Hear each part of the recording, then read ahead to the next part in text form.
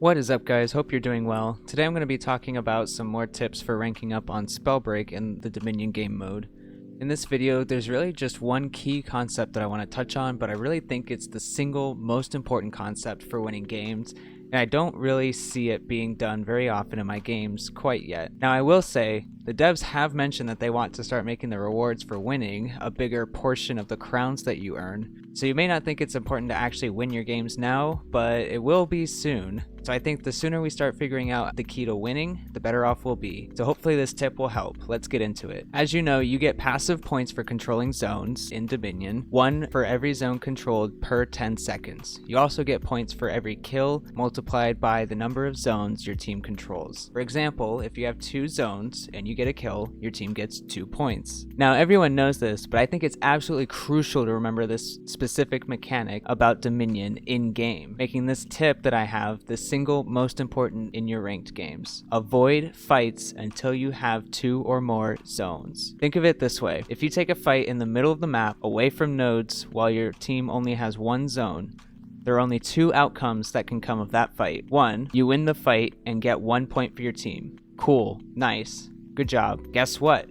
In 10 seconds, the other team is passively gonna get 2 points back just for holding 2 zones. 2, you lose the fight and die. The other team gets 2 points on top of the 2 points they're about to get in another 10 seconds passively, just like in the first situation. See what I mean? This is how games can really start to snowball. People spend too much time fighting off node, and it really doesn't gain their team anything. So what I'm getting at is, while your team only has 1 zone, all of your fights should be on or near a node. Never take a fight in mid or off node while you only have 1 zone. This is always a lose-lose situation, and it's an easy way to throw games. Now, I will say it's the opposite on the flip side. If your team does happen to control the map, meaning you have 2 nodes or more, you should be trying to find kills and really capitalizing on your advantage. This doesn't necessarily mean to ignore nodes and fight in mid, especially if you're up against a team that plays the objective really well. You may need to wait for them to come to you on a node that you hold, or you may be able to catch them off node on a rotation. It really depends on the situation, and that's really going to come down to your own game sense. But it is really important to hold nodes, so don't give them up. That brings me to my last point. Don't be too eager to full cap.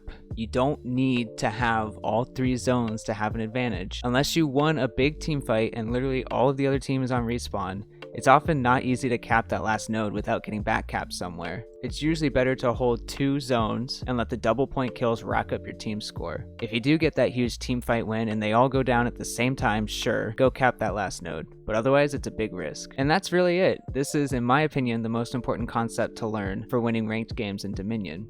I hope this helps you start winning games and ranking up. Be sure to subscribe to catch more tips and strategy in the future, and take care, be safe, have fun. Peace.